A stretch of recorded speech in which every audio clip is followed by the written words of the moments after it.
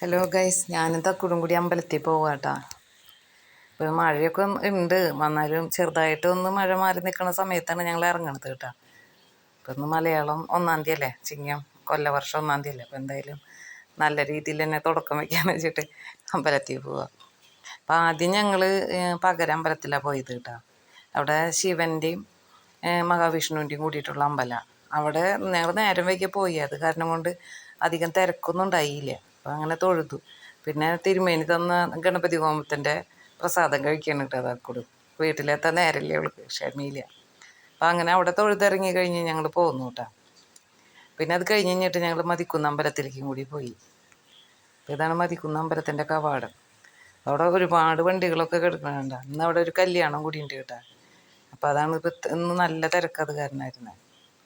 അപ്പം അങ്ങനെ അമ്പലത്തിലൊക്കെ ഞങ്ങൾ കയറി തൊഴാനും വരിയായിരുന്നു കേട്ടോ. ഇന്ന് പതിവില്ലാണ്ട് ഒരുപാട് ആളുകളുണ്ടായിരുന്നു.